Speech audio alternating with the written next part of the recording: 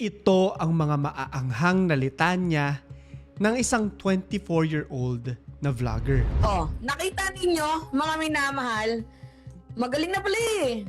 Bakit hindi nyo napusasan? Bakit pa kailangan i-isolate? I think dapat makasuhan for faking the documents. Gets ninyo, harap-harapan nyo kaming niloloko. Tapos nung nagkaroon ng warrant of arrest, biglang nagkasakit?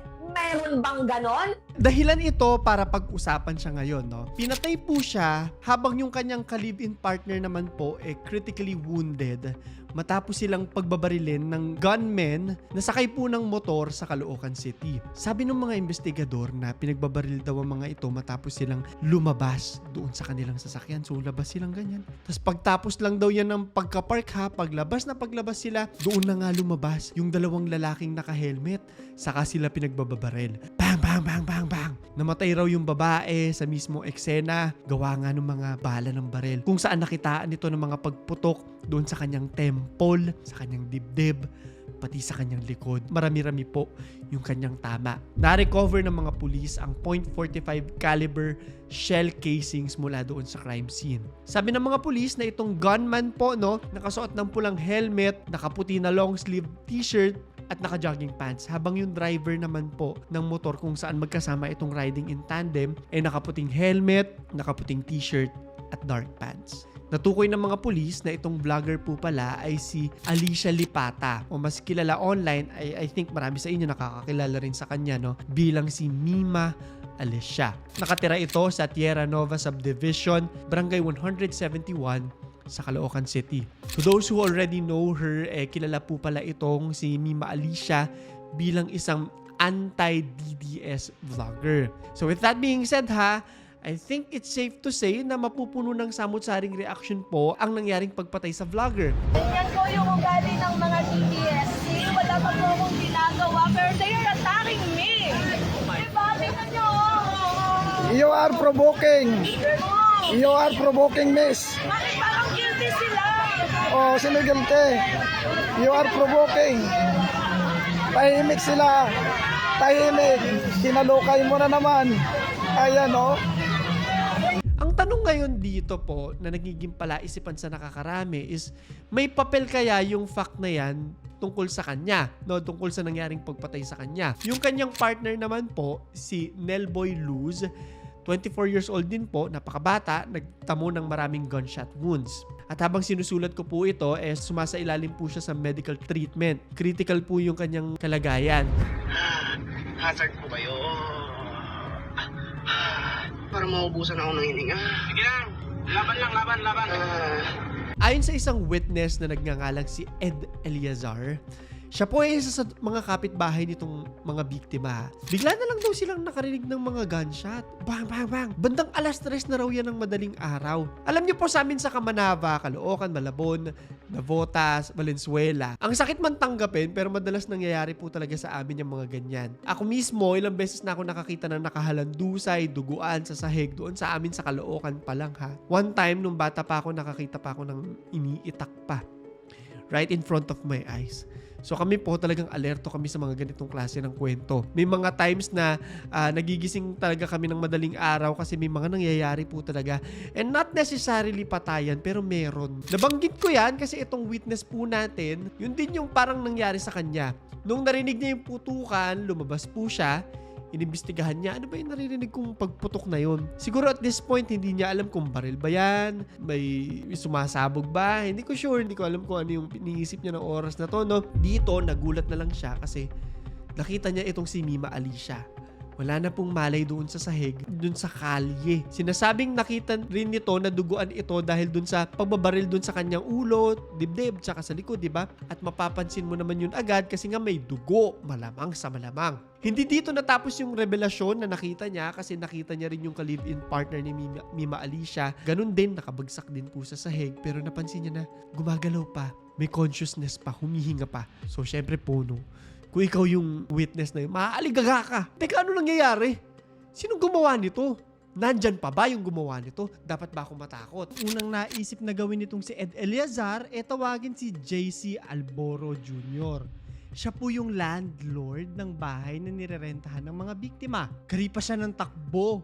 Madaling-madali po siyang humihingi ng tulong. So agad-agad dinala ni JC itong si Nelboy Luz sa Camarin Doctors Hospital para maagapan kaagad siya. Sadly, sa kabilang banda ay alam na natin ang nangyari kay Mima Alicia. Although sa ngayon ay hindi pa po malinaw kung anong kalagayan ng kanyang nobyo. Sabi ng mga kapulisan na nag-launch sila ng operasyon para ma-identify at ma-aresto itong mga suspect na sinasabi nilang agad-agad tumakas matapos ang pamamaril. Sabi rin ng otoridad na hindi pa nila natutukoy kung ano ba yung motibo sa pagpatay at kasalukuyang isinasagawa pa ang investigasyon. Kilala mo ba yung suspect, Nel? Hindi po. Pero Ano yun? Sa negosyo? hindi ko po alam. Sundan kayo dito. Nandyan po sila nakabang eh. So with that being said, sisilipin natin ngayon ito, no? And I think kailangan kong ipakilala rin sa inyo kung sino po ba talaga itong si Mima Alicia. Pero bago natin umpisahan yan, magbibigay lamang ako ng isang disclaimer. Given na politically inclined si Mima Alicia at ang kanyang content, magdi-disclaimer lamang po ako na kagaya ng ilang mga kwento natin, wala po tayong kinakampihan dito, wala tayong pinalalabas na masama or whatever. Palagi po yan sa ating mga kwento. Objective po tayo. Bagkos ay kinukwento lamang natin ito. Ito pang isang importanteng bagay po sa kwentong ito, wala pa pong patunay, no, direktang patunay sa ngayon na may kinalaman sa politika yung pagpatay sa kanya. So sisilipin po natin yan at merong hinala na rin po yung mga kapulisan pero kikilalanin muna natin siya. Mima Alicia. Si Mima Alicia, kagaya na nabanggit ko, ay kilala sa kanyang mga political commentary. Actually, ang anghang na mga anong tawag dito, mga stride. Sa mga social media platforms nito, madalas nagdi-discuss siya ng mga government issues at isa ito sa mga sumusuporta po sa administrasyon ni President Ferdinand Marcos Jr. o BBM. On the other side of her commentaries, kung ano yung suporta niya kay President Ferdinand Marcos, of course, alam naman po natin yung political climate natin ngayon. Ganun din kadein yung kanyang kritisismo laban kay Vice President Sara Duterte at ang kanyang mga kaalyado. Alam na po natin kung ano yung nangyayari ngayon sa Senado and everything. Hindi na po natin paghihimasukan yan. Just to give a context lang dito sa ating kwento. Bukod sa pagva-vlog, miyembro rin po si Mima Alicia ng United Vloggers and Influencers of the Philippines o UVIP. Sa madaling salita, isa po itong pro-administration na grupo ng mga content creators. Ngayon ito yung part na gusto kong palaging nilalagay sa lahat ng mga kwento natin na regardless of political colors, even with serial killers na pag dinidiscuss natin, banggitin ko lang, sinisilip din po natin palagi kung sino ba sila bilang mga normal na tao. Sino sila pag tinanggal mo lahat ng mga usapin tungkol sa kanila. Tatanggalin natin yung politika, yung trabaho, sino sila sa isang mundane na araw sa isang bahay sa tinitirhan nila. 4 na taong gulang na anak. Slain vlogger Mima Alicia leaves behind 4-year-old child. Supporters mourn. So may anak pala siya. Regardless of what anyone thinks about Mima Alicia, no? Wala po akong pakialam kung galit ka sa kanya or hindi, no? Kawawa po yung bata. Yun lang ang akin. Wala namang alam sa politika yung bata, diba? Dito sa isang report ng GMA News, ipinakita ang pagdagsa ng mga supporters nito matapos ang pagpatay na ginawa sa kanya. Doon sa kanyang lamay, nagpunta sila para magbigay ng suporta at to pay respects. Sabi ng isang supporter na si Danilo Dizon, nakikiramay po ako sa pamilya ni Mima Alicia. Fans po niya ako. Bilib po ako sa kanya. Dagdag pa nito, panawagan ko kung sino man ang pumatay o nag-utos, kung meron man, sana po matakot kayo sa Diyos. Makonsensya kayo. Sumuko kayo. Yung isa sa mga supporters, sinabi na sobrang sudden daw ng pagpatay dito at mabait na tao raw si Mima Alicia. Kaibigan po Nabigla kami ang bait-bait po niya. Sabi yan ng isang Vicky Dizon. Nakikiramay po ako sa pamilya ni Mima Alicia.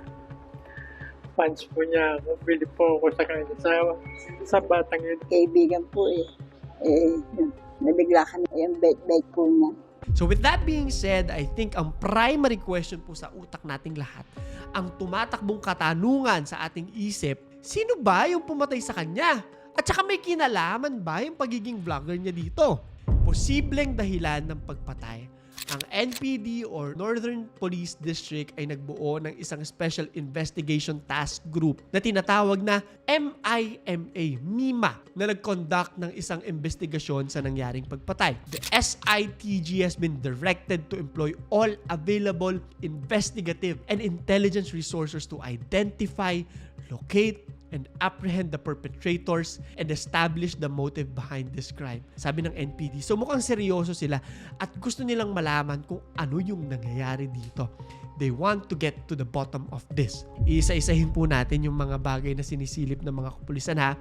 And in this context, sinisilip po ha, wala pa po silang alam dito sa part ng kwento natin. Sabi nila na meron na raw palang mga threats itong si Mima Alicia bago pa man din ang nangyaring pagpatay sa kanya. Sabi, meron pong threat na talaga sa kanya and it was proven to be correct. Ito na nga, may nangyari na sa kanya at we're still looking into kung ano yung threat na pinanggalingan. Mga minamahal, nagulat ako.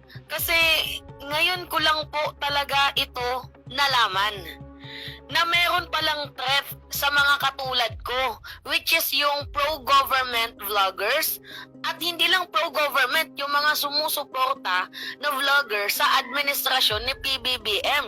Lahat po ay may threat. So isa po sa mga silisilip ng mga investigador din, nagkaroon daw ito ng isang bad breakup sa isang ex-partner na maaaring naging totoong motibo sa nasabing pagpatay. Ibig sabihin, her political stances might not even have anything to do with the case at all. Sabi, meron kaunting nagreklamo sa kanila nung nag-break up na sila. Even some cases filed between the two of them. So kaya lang po natin sila tinitignan. Ang tunay na matapang, kahit sa personal, di ba dapat lumalaban? Hindi ako ganun eh. Tingnan niyo yung mga pasako na ginawa ng lupal na lalaki na yun. Buti na lang yung kaibigan ko. Binicturean niya kasi sabi ko, Be, wag mo nang picturean kasi lilipas din to. Baka magbati din kami. Sabi sa akin ng kaibigan kong si Aileen, hindi, picturean lang natin. Baka in the future, magamit mo to. Ilang beses niya na kasi itong ginawa sa akin. May kasuhang naganap and highly likely na meron ngang tensyon sa kanila ng kanyang ex. Of course, hindi ibig sabihin nito kaagad na siya yung pumatay po ha. Ito ay sinisilip pa lamang as of this part of the story. Isa rin na tinitignang motibo sa pagpatay ay ang kanyang trabaho bilang pro-administration content creator. Isa rin pong malaking tsansa is yung her work, sabi nila, related to being a vlogger. I think this is not the first time na nakapag-discuss po tayo ng pinatay dahil sa pagiging politically vocal ng isang tao, no? And if I'm not mistaken, sometime this year or last year, merong pinatay sa live, binarel. Hindi ko po maalala yung pangalan niya, no? Pero politically motivated din po yung sinisilip na dahilan. Persons of interest. Ayan na, umaangat tayo. Mula sa sinisilip, naging persons of interest. Babalikan lang din po natin yung nabanggit ko kanina. Yun yung mga initial na sinisilip. At itong article na papakita ko sa inyo ngayon is latest doon sa timeline ng takbo ng kwentong ito. Ibig sabihin habang sinusulat ko po ito yung kakalabas lang na article at impormasyon tungkol dito. So sabi po ni Caloocan Police Chief Colonel Joey Goforth na sinisilip nila yung dalawang posibleng dahilan ng pagpatay. Yung online content at yung mga personal na away nito sa kanyang ex. Sabi nila na nag-file daw ito ng isang kaso sa isang individual na kinalaunan ay nag-file din ng counter case laban sa kanya. Hindi pa po sila nagbigay ng detalye tungkol sa taong ito pero sinasabi nila na linked ito sa kanilang mga persons of interest. And this is the part where I feel like the case is actually going somewhere. Meron na siyang lead. Mga hahanapin na lang talaga is yung motibo, pruweba, ganyan, diba? Murder weapon. So sabi nila na itong hindi pa kilalang person of interest ay na-identify sa pag-forward at pagbabacktrack ng mga CCTV doon sa Barangay 171 kung saan nangyari ang pangmamarel. Sabi ng mga otoridad na ini-examine nila kung itong mga suspect pa ay pamilyar doon sa area. Baka doon din daw ito nakatira sa kaparehong barangay o kung minomonitor o kilala na ba nila itong galawan ni Mima Alicia bago ang pag-atake. So wala pa tayong detalye, no? Pero kung yan po yung sinisilip ng mga pulis, I think yung hinahanap nila is yung familiarity na magpapatunay kung kakilala ba ng mga pumatay itong biktima, di ba? At kung hindi random na tao sa buhay niya itong mga to. Sa ngayon, habang patuloy ang investigasyon, hinihintay pa raw nilang makarecover itong partner ni Mima Alicia para makuha nila yung kanyang statement. I think marami silang makukuha dito. Ayon dito sa bagong balita tungkol sa insidente, minomonitor pa rin ito sa ospital at inooperahan or ooperahan po, no? Pasensya na hindi malinaw kung kailan yung eksaktong date, kung kailan siya na-operahan or tapos na po ba, no? But going back to the persons of interest, sa isang article, ginagamit na po nila ang salitang suspect. Sabi ng PNP, "We are hot on their tracks. We're still following them now." So mukhang nalalapit na rin po ang revelasyon kung sino man itong mga pumatay kay Mima Alicia at malalaman na natin kung may bahid ba ito ng politika o personal na conflict lamang ito sa buhay niya. Ito po yung isang importanteng pahayag ng PNP. Makinig kayo. "We've identified the suspects behind the killing of the Caloocan City vlogger. Most probably, they are syndicate members or were hired by a syndicate to kill Alicia. We're still profiling them, inaalam pa raw po nila, and their previous activities. One of them has multiple prior cases." So, sanay itong mga taong to. Kung sino man po ito, may kapangyarihan siya. However, tikom pa rin po sila sa kung sino ba itong mga to. Aresto. I was supposed to close this story dahil dun sa article na bago na nabasa ko kanina. Pero bigla may bagong article na naman po bago ko tapusin tong kwento. Just a few minutes, no? Bago ko masulat itong outro natin. Sabi po dito na identified na itong mga gun for hire suspects. Sabi ng PNP na meron na silang good case laban dito. Nangungulekta na raw ng mga pieces of evidence ang mga investigador na gagamitin sa prosecution para makonvict ang mga ito. Sa ngayon, sinasabi nila na may mga ginagawa na raw silang pag-aresto, pero nililinaw nila, no, na meron nga silang good case. And by good case, I think nandiyan na yung mga regular na bagay na hinahanap natin kagaya ng motibo, pruweba, witness, murder weapon, yung mga ganung mga bagay ba. I think alam na nila ang buong pangyayari. Speculative pa lang po on my part yan ha, kasi wala pa naman po silang detalyeng binibigay, but I do think na alam na nila kung ano yung nangyayari dito.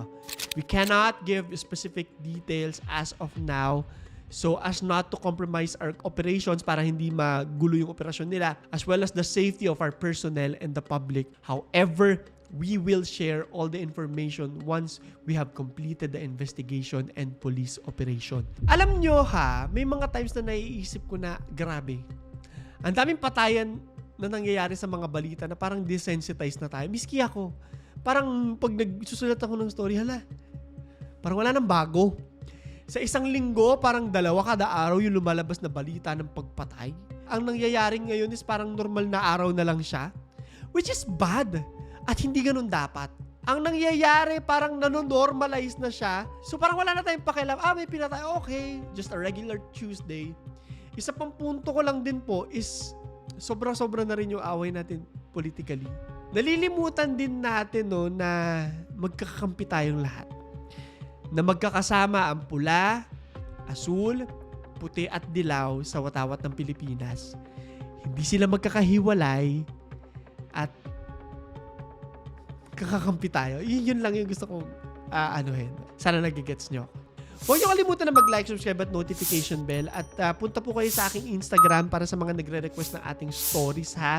Message lang kayo dyan. Binabasa ko po lahat yan. Ini-screenshot ko lahat. Binabasa ko lahat ng mga kwentong nire-recommenda nyo. Share nyo na rin po to, no? Para makatulong sa ating views at sa ating subscribers, diba? Malaking tulong po yan sa akin para magpatuloy ako sa pagbibigay ng kwento sa inyo. Anyway, ito yung ating question of the day. Sa tingin mo ba, dapat kinukutya ang isang pagpatay despite our political differences? I-comment mo sa ilalim. So, yun lamang po. Ito si Claro the Third at ito ang ating kwento.